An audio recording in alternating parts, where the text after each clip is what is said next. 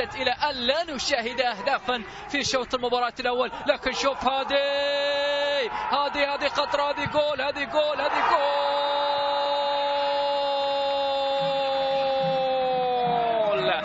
بدل مطوع الاختصاص الأول، الهداف الأبرز، النجم الرائع يضع أول أهداف القادسية في مرمى الشرطة السوري.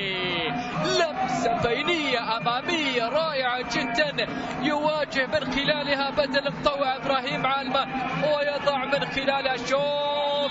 اللمسة كانت من جانب صالح الشيخ، يا سلام على اللمسة. لكن هنا في الإعادة يظهر بدل مطوع وهو يواجه إبراهيم عالمة، يضعها على اليسار بكل هدوء بخبرة الكبار. شوف اللمسة، شوف ما فيها راية. التحرك كان سليم، التمركز كان صحيحا، وبعد ذلك وضع الكرة بهذه الخبرة الرائعة بالنسبة لبدل مطوع.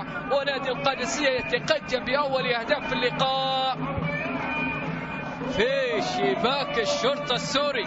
لقاء يهم القادسية، بدل مطوع من جديد، خطرة جول.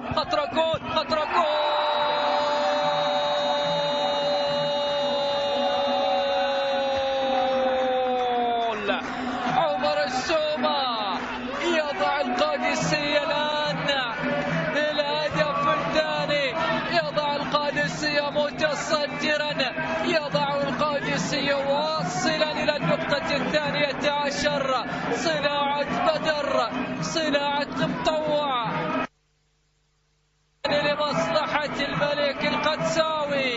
يا سلام على اللمسة وعلى الكورة، وما قبل ذلك اللمسة البينية وبدل مطوع. الله على القراءة، على الصناعة، على عينك يا بدل مطوع.